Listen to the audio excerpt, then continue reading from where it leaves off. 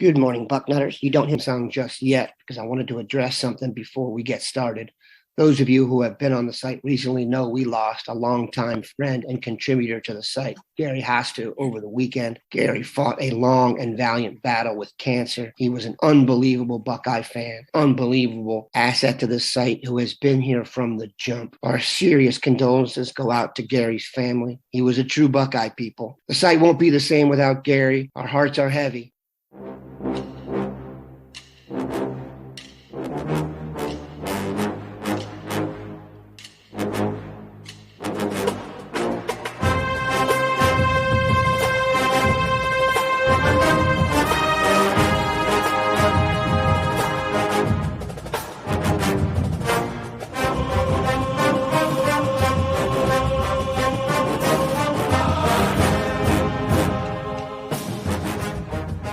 Good morning, Bucknutters. It is Tuesday, January 25th, 2022. I am Dan Rubin. This is the Bucknuts Morning 5 and change.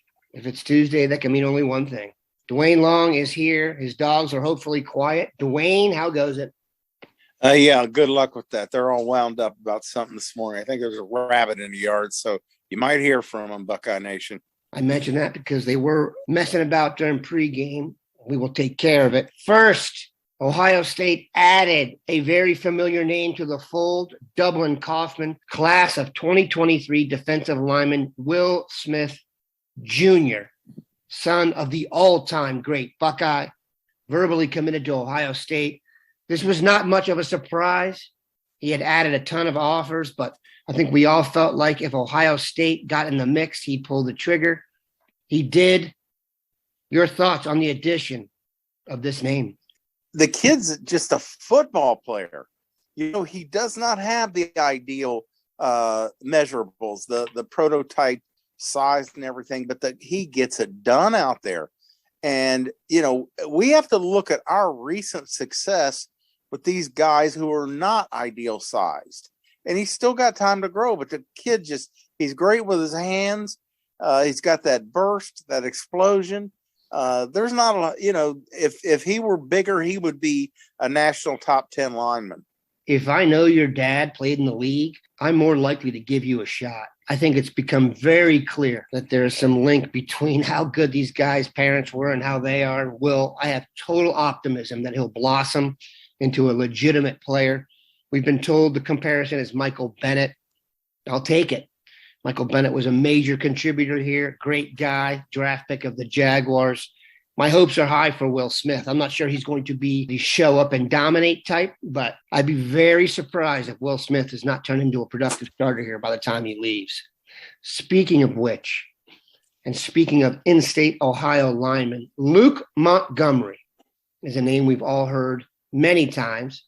He is a fantastic lineman in the state. We know his younger brother, Ryan, is an emerging quarterback prospect. But here's what we also know, and there'll be some information on this in the boarding house today. Luke Montgomery is the first real Michigan-Ohio State battle since maybe Zach Harrison. Can you give us an idea of how vital you think it is to get Luke Montgomery and what you think of him as a prospect? You know, they just beat us on the field. And then you've got the matter of, you know, the one thing that has been absolute in this Ohio State, Michigan, the beatdown we've been putting on for years is we have out-recruited them so badly. They have not been competitive in the recruiting wars, so they weren't going to be competitive on the football field. You got to have the talent. And this kid, he's a two-way lineman. He's athletic as hell. He's relentless. I think penciling him in as an offensive lineman is definitely premature. If you watch his film, you see a better defensive lineman, and why not take him as a defensive lineman, worry about him switching over to offense later. Take him now. He gets off blocks. He runs people down. He's relentless. He's got really outstanding defensive tackle size. Just take him as a defensive lineman and worry about that he might end up on offense later. Don't worry about it. He's from up close to the border, so there's always a little bit of fear when it comes to that. I do have to just assume that Ohio State will pull this off. Luke was actually in Columbus this past weekend. met with Justin Fry, and things went really well. So optimism is high that they will pull this off. I really don't think Michigan still has the chops come in and straight up punch them out, but we will see. Here's a name you're going to want to know.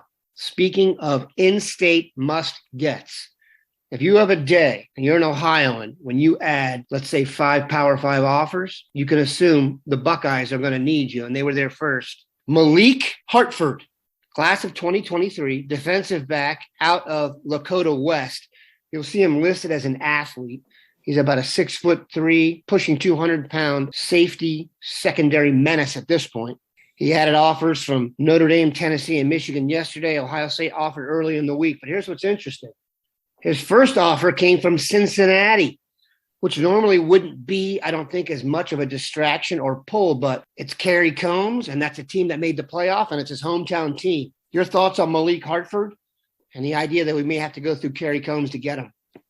He's one of those few guys that come along every year, fall into the must-have category. He is perfect as one of the 3 safeties in Coach Knowles' defense. Sitting back there and just let him roam and hit people. He hits a ton. Athlete, yes, he's an athlete, but he's not going to play offense. This is the football mentality, defensive back. Come up and put some hurt on somebody. Breaks on the ball great, reads the game great. He's got that length. He's, you look at the size, say, could he grow into a linebacker? I don't think so. I don't think so in Coach Knowles' defense, especially. They're going to keep him back there, and that's nothing but a good thing. This is a kid. We have to get him. I believe he may stay fascinated because of the connection, with Combs in Cincinnati. It could be they could throw some roadblocks up, but I just don't see kids starting to take Cincinnati over Ohio State. I don't care who the coaches are. And this kid, they can tell him, you are going to be in the 2 deep the moment you sign your letter of intent. He's special, Buckeye Nation. Keep that name in mind. This is a kid that you got to see in Scarlet and Gray. We have not recruited well at safety for some time. We have not. And this kid is as good as come out of Ohio in what? Oh, my goodness. I'd have to sit and think about it. You probably have to go back to Glenville. Dan, you probably have to. Christian Bryant? You have to. That's the first thing jumped into my mind is back when Ted Ginn Eric was Smith. still, those kind of guys. That he's elite on another level here in the state. It's a position of great need.